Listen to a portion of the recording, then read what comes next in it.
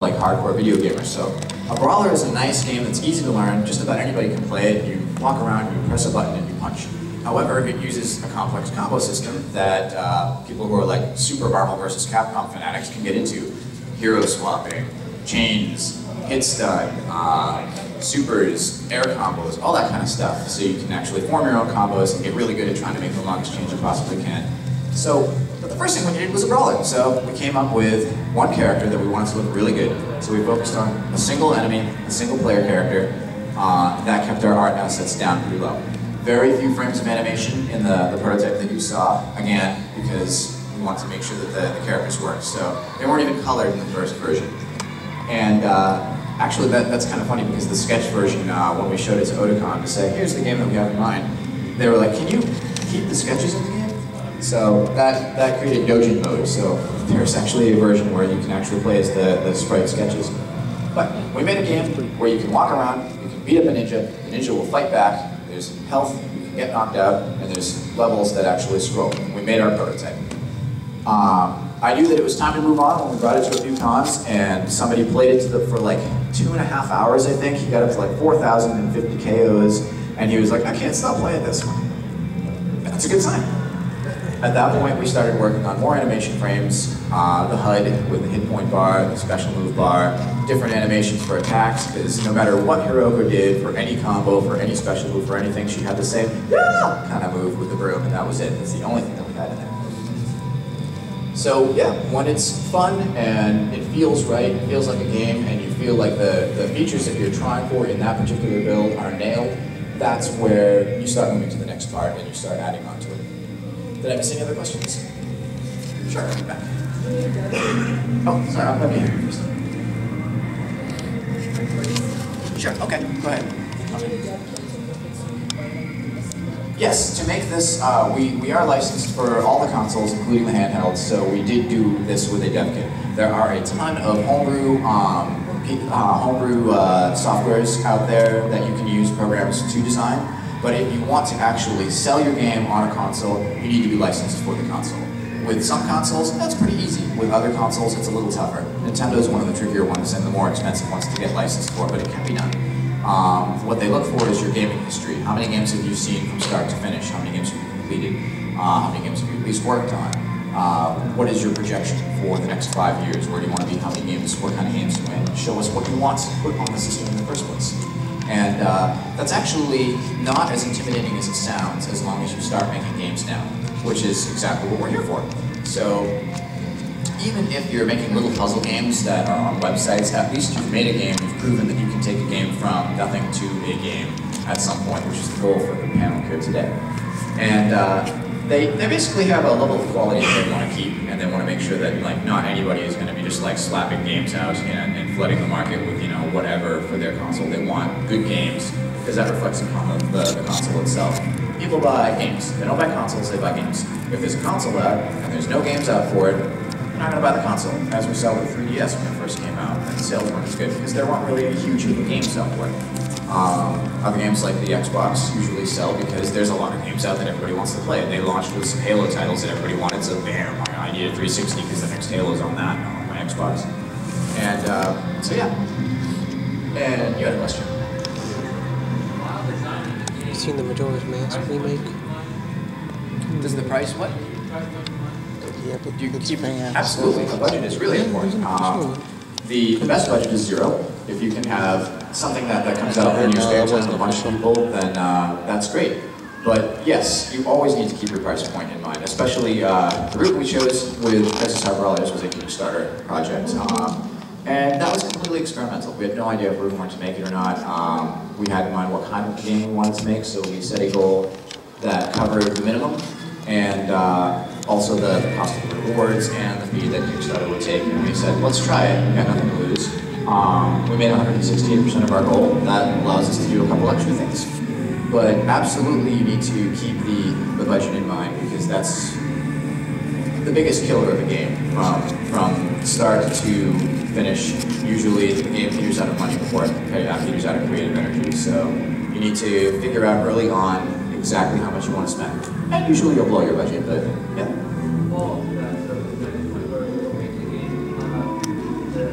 investment to want to sell the enhancement? That happens quite often, actually. That's a huge thing in the video game industry. It's not something we've run into because most of the games that we try to make are one of two things. They're either a contracted thing from another studio where they need art from us or something, or programming, or it's like Otakon, for instance, said we want to make a game, here's what we want. So it's either contracted work for somebody else, or it's something that we're working on our own, so we're doing it in our spare time between contracts or using those contracts to fund the game itself. So far so good. We haven't had to cancel anything. This game that we're looking at right here, we started this about 3.5, 4 years ago, and it's still not finished. Whereas other games we started and finished in less than a year. Cloudberry Kingdom is a platforming game that has infinite levels because it's all randomly generated. And we came up with a prototype with that and showed that off to console companies. And it got picked up by Ubisoft pretty recently, and it will be out in April now. And so, yeah, that took a little less than a year, I think, to go from Jordan's algorithm to the finished game. And that was through Pony Studios that came out. So, yeah, it's never happened to us, but it does happen quite often. Budget's always a huge thing. That's usually the biggest thing that people run into problems with. Any other things? Sure. How do you go about copyright? Everything that you come up with, like as soon as you think of it, is at least protected by international copyright law under intellectual property. However, if you want to keep your game from being stolen and come up with by another company, that's where non-disclosure agreements come in. How many people have heard of an NDA? Right, NDA is the big thing that the more NDAs you have under your belt, the cooler. It's really not that big a deal. NDAs are basically non-disclosure agreements where you sign a form that says, I will not sell this or talk about it or show it off or anything to anybody else so that it's not stolen. And that's less a copyright thing and more so that somebody doesn't actually take your idea and come out with it before you. They don't have to necessarily use your ideas and your story and your copyrighted intellectual property, but they can rip off of it and make a clone that's very similar. And that happens a lot. One of the big things that with that was, anybody heard of a little game called Triple Town from Spryfox? You should all go get Triple Town for your iPhone or your Android from Spryfox. It's super addictive. It's a little match-3 puzzle game. It's like a cross between Dr. Mario and SimCity. Super crazy. You're basically building a town by putting a little piece of grass. And then you match 3 pieces of grass, they become 1 bush. And you match 3 bushes, they become 1 tree. And all the way up until you've got castles. Meanwhile, these little bears are walking around your town and they're getting in the way of where you want to actually put your tiles. It was very simple, highly addictive, really fun. They were going through another company. A couple weeks before they had finished with the design, the company released the game, cut off all ties with Spryfox, and had completely new graphics, and they called it Yeti Town. It was Triple Town with snow and Yetis instead of bears.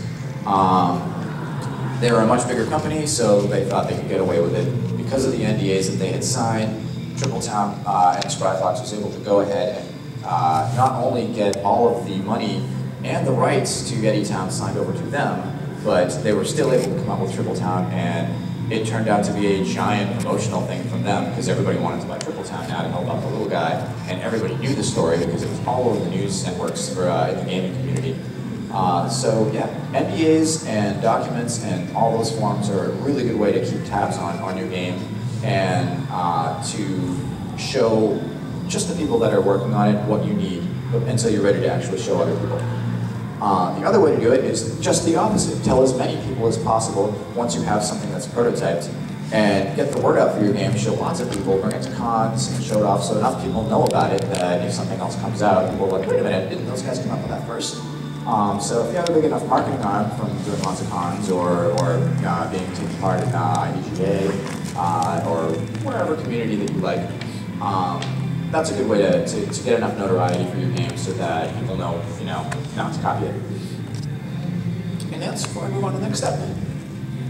All right, so we have an engine. Oh yeah, sorry. Yeah, sure. What's that?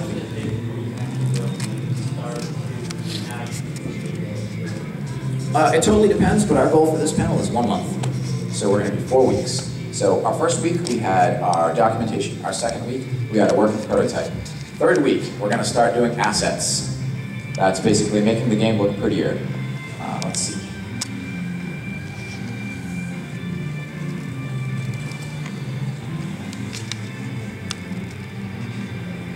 Everybody familiar with the Everybody familiar with the term assets? Anybody not familiar? Assets, I think you all probably know, are basically anything that go into a game to make it work. The sound files, the graphic files, the sprites, everything, backgrounds, anything that goes into the game to make it a game instead of just lines of program code.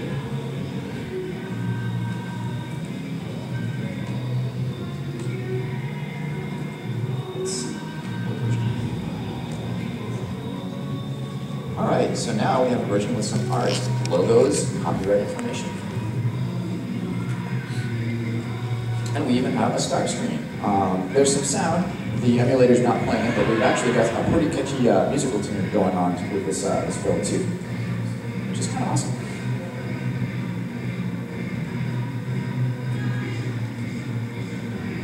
Alright, now we've got some cool things going on. We actually have better graphics down bottom. We've got a ship that moves. We've got crazy background stuff going on. One of the things that we did with the game is we wanted to make sure that you didn't have to take your eyes off the action very often. So you've got a couple of little meters on the ship that are your thrust and your health. And the ship design has changed also. What we wanted to do is show that we're going to incorporate into the design of the spaceship what we wanted. Now you see the ship veering off to the left. Now we've got another function of the game. Oh, look at that polygon breakup. Another function of the game that we wanted is the camera angle and the area change. So now we've got a top-down ship going on, and you can fly around, you can move and do all kinds of things, and you can die. But basically, yeah, you've got health, lose condition is now he's dead. So we put in the features that we knew we wanted above and beyond what we had before. The ship can now have multiple choices, but it's still an arcade game. It's basically following different rails depending on which direction you go. Now you have options. You can die. You have camera angles that change. So more features, better graphics, new things. We're at the point where we're ready to actually show this off. We've got some cool background art, assets, and we're ahead of schedule. Things are going good. The last week we can spend testing, working on any little bugs before we're ready to actually take it out, promote it, bring it to cons, show it to publishers and things like that. So, Pickle Ninja. Pickle Ninja started out with an idea and then a document. And then we started taking Google image search pickles and taking them as our concept art. And then we had a programmer. Anybody heard of the term programmer art?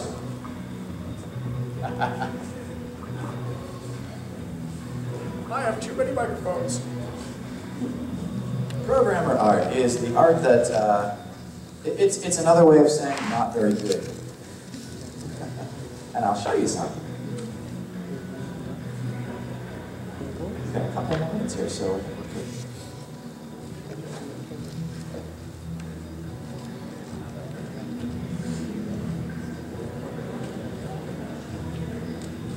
I'm going to show you some cool concept art. From Katsucon game. The very, very first piece of art for the Katsucon game.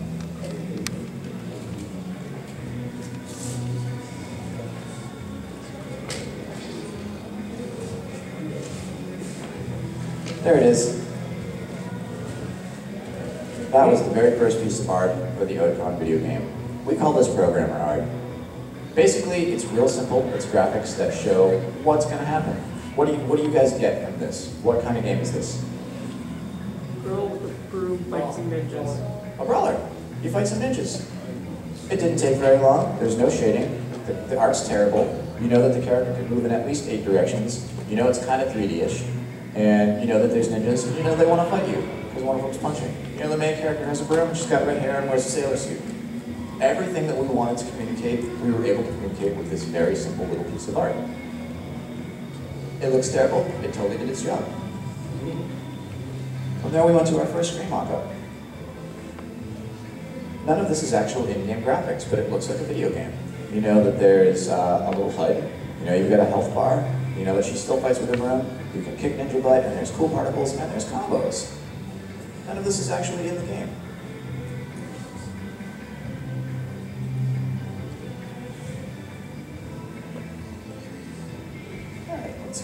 show you a little bit of art for the game. Started out with some sketches and concepts and things like that. I'm just going to blow through a whole bunch of stuff. Little hero go, some sort of strange rainbow thing for some reason. Atomic Robo, characters that are going in the game from other things. We're actually licensing in different characters. Some environments. This is new. This is some of the newest art. Those are actually all assets that are in the game that are pasted together into an image. So all those little bits of art are almost all actual game images. A little bit's concept art, these three characters and Hank, which is from Fred Gallagher from Tokyo. But everything else is pretty much a game asset, just to show that the game art's going to look really good.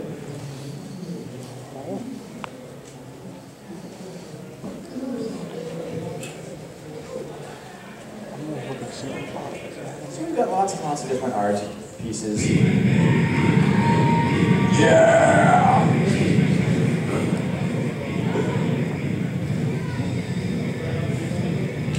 So we were able to take our game from a design document to some programmer art to show people what we liked, to a prototype with terrible graphics. We probably had a green rectangle for our pickle, and he had a little black mask on, and he was chasing a little brown box, and that was the monkey.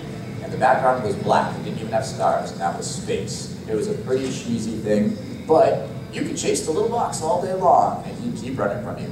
We had a game. Then we started taking it and making it fun. We started adding some ground. We started adding pits. We made our little rectangle jump, and it started to become fun to chase that little brown box around, and it became a little bit addictive. Now we started making the brown box a monkey. We started taking the green rectangle and made it actual art. We used animation frames to make it a pickle, a ninja pickle, not just any pickle. And he ran, and he jumped, and he did ninja things. He actually backflipped. It was pretty cool. Space had stars. It looked gorgeous. We had a really cool background where he painted some crazy planets and everything. So, pretty fun game by the end, and it didn't take very long. At the end of the day,